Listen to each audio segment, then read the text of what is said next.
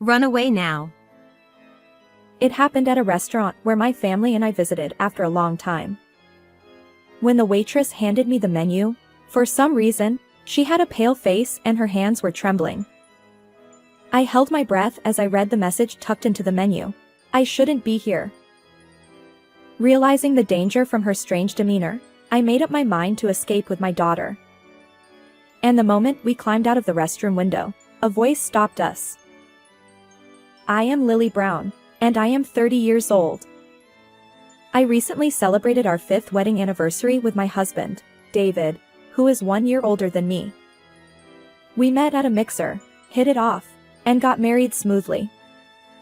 I have no major complaints about him. While showering our 4-year-old daughter, Mia, with love, we led a content but ordinary life as a family of 3. At that time, I believed these peaceful days would last forever. However, everything changed when something happened, a turning point that would shatter our tranquility in an instant. It all began when my husband approached me and pleaded with a serious expression. I've been thinking about quitting my job and starting my own business. As I listened to the details, I learned that he had been secretly preparing to launch a company while working at a real estate agency. With approximate plans in place for funding and personnel, he was eager to open his own business. Honestly, I wasn't surprised by this revelation. You see, most men aspire to have their own company, had been David's mantra since our early dating days. So, from the moment we got married, I secretly resolved to support my husband when he eventually expressed his desire for independence. Besides, my steady job in the food industry post-marriage had allowed us to build up sufficient savings. There was no reason to refuse his proposal. Understood. I replied. It won't be easy, but I'll support you as much as I can. David's relief and joy were palpable.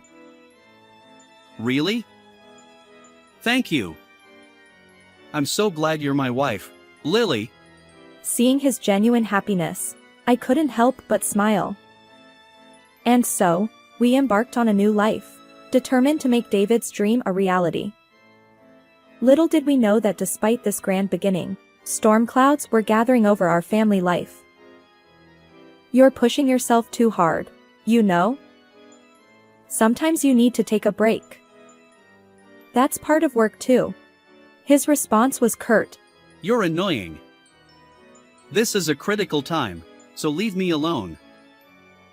Ignoring my words, he continued to pore over documents day and night. I couldn't help but furrow my brow at his behavior. It had been a month since he launched his company, and David was visibly stressed. The business wasn't going as smoothly as he'd hoped, and some of the employees who initially supported him had left. I never expected everything to go perfectly from the start. That's why I believed in taking things at his own pace, gradually growing the business without unnecessary pressure. Listen. I reassured him. It'll be okay. Eventually, things will work out, and when times get tough, I'll be there to support you. Okay? But then he accused me. You think you're better off because you earn more, don't you? Surprised, I replied. What? No, that's not it. He scoffed. Whatever. Just go away. You're getting in the way of my work. David remained tense, impervious to my concern. But when I saw Mia, our daughter, casting an anxious glance at her completely transformed father, my heart tightened with emotion. However, even after several months had passed, the situation not only failed to improve but worsened steadily. The business struggled to gain traction, and David's frustration grew more intense. Late one night, as he sat in his study, his anguished cry echoed through the house. Why isn't it working? Alarmed, I rushed to the door and found torn notebook pages scattered across the room. David had a habit of jotting down his thoughts in notebooks, but it seemed he'd lost his temper and destroyed them. It's such a waste of notes. Let me help you put them back together, I offered gently. His response was harsh. You're annoying. I don't need this crap anymore. Despite my attempts to soothe him, he stormed out of the house like a sulking child. His behavior had changed dramatically.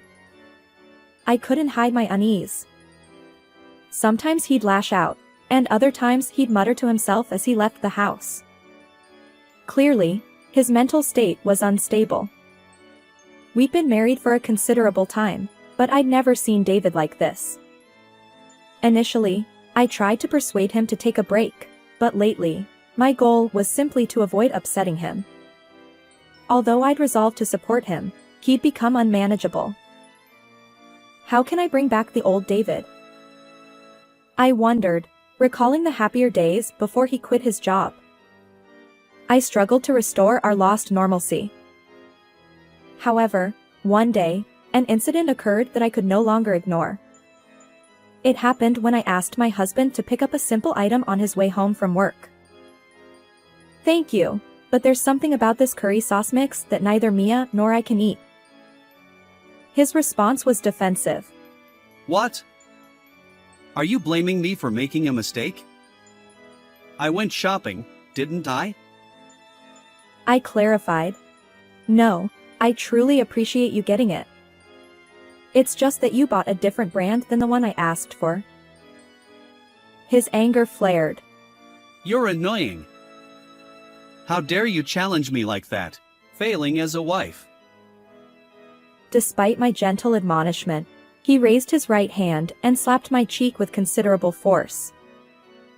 I stumbled backward, but he didn't even glance at me. Muttering something, he walked away. I stood there, unable to console our crying daughter, my cheek throbbing.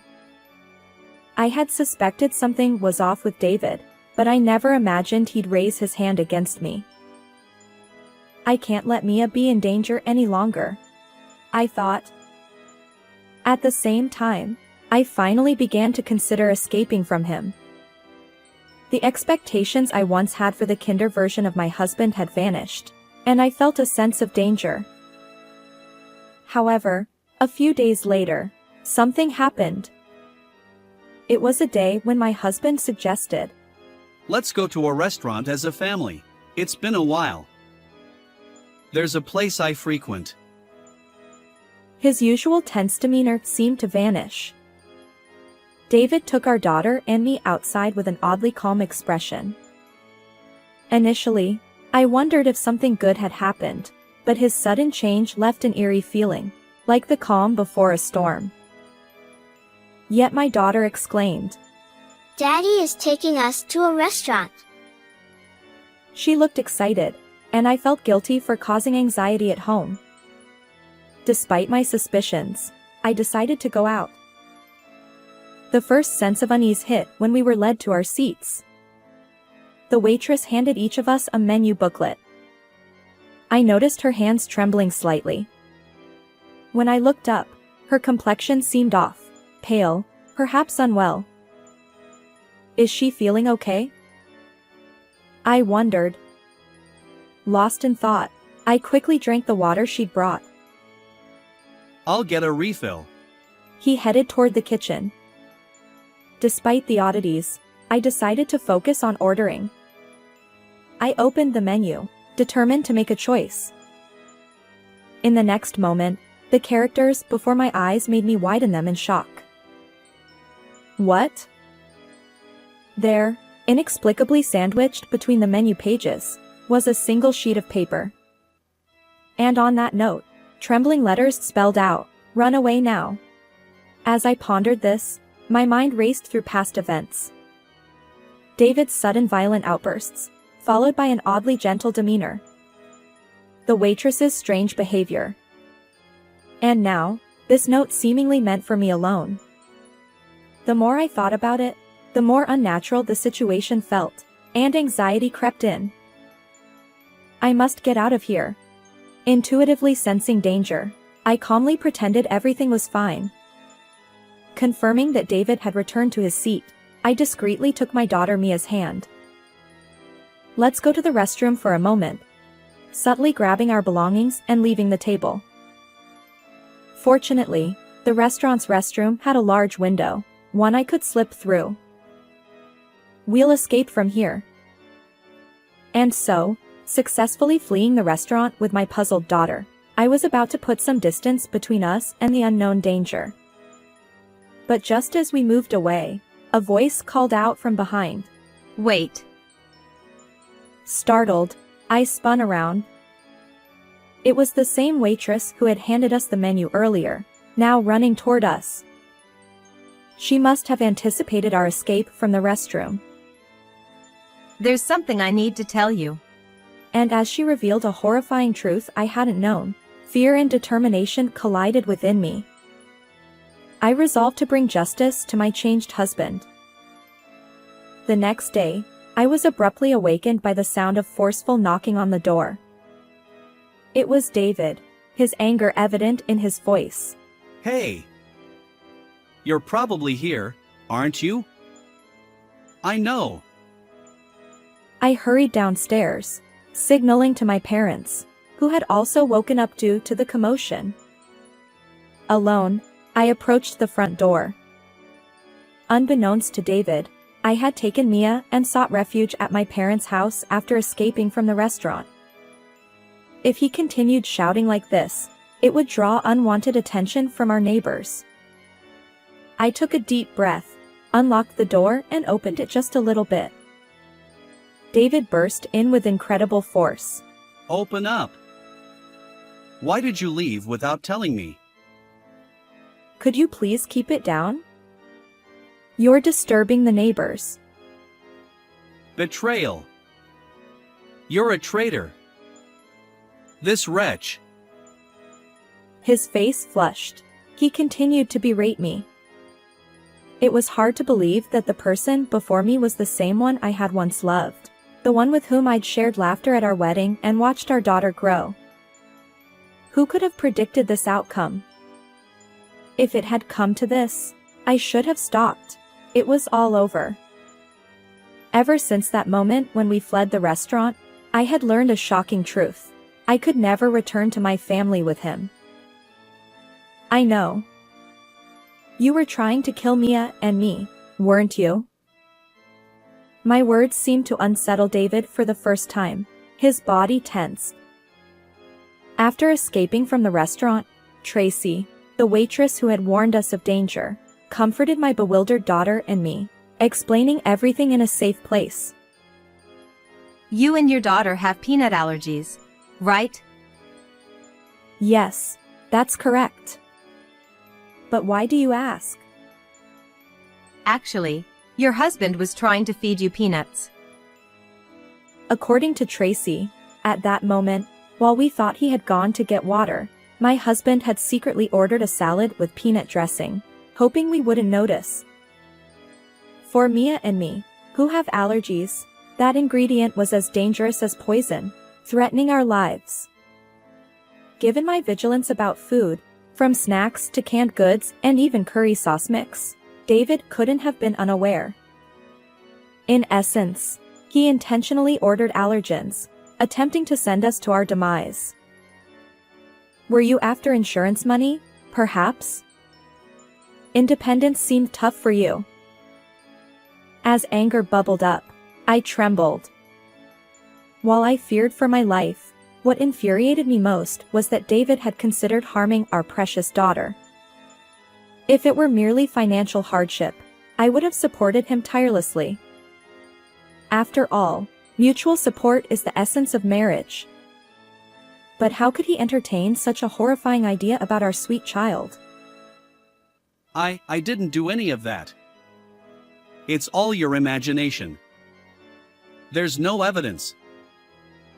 His panicked voice echoed through the room as I stared at him down. Unfortunately, I have all the evidence I need. Remember the notebook you kept at home? David seemed lost for words, perhaps realizing he'd been caught. But why did Tracy, the waitress who warned us about the danger, know about our allergies and manage to thwart this incident? The answer lay in his habit of keeping a notebook. Tracy had accidentally glimpsed its contents while refilling water.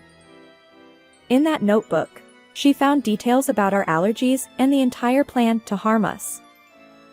Though surprised, Tracy couldn't be sure if he was serious, so she couldn't report it to the police. Instead, she discreetly alerted the entire restaurant staff. When David brought us there, chaos erupted in the kitchen. Before we came here, I retrieved the notebook with the plan. Wait. Return it. Without that, I continued. It's already in police custody. Finally grasping the gravity of the situation, David turned pale and trembled. I found the incriminating notebook in the study. As a witness to the fact that he intentionally ordered a menu item containing peanuts, I took Tracy with me and rushed to the police station with evidence. The police promptly accepted our complaint as a case once they reviewed the surveillance footage from the restaurant, which clearly captured David's behavior. My parents reported it earlier, so the police will arrive soon. I revealed, my ears attuned to distant sirens. As I stared at my pale-faced husband, he began to panic. I'm sorry. I didn't mean it that way. Please help me. Tell the police it was a misunderstanding. He desperately pleaded with me, tears streaming down his face. That's impossible, isn't it? My husband stammered. The company is on the brink of collapse, and I need money. That's why I'm so sorry, forgive me.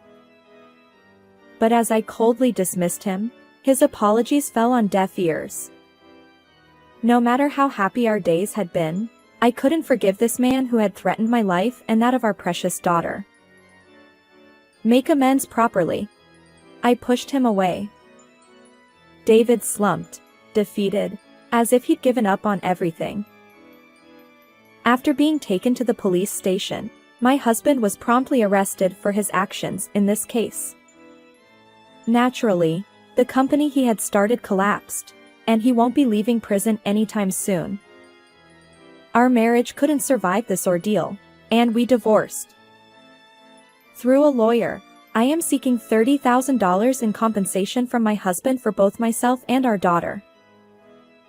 Having completely severed ties with him, my daughter and I have moved to a new town, where we now enjoy peaceful days. My focus is on showering my daughter with love, ensuring she never feels lonely. How did you find this story? If you enjoyed it, consider subscribing to our channel. Until next time.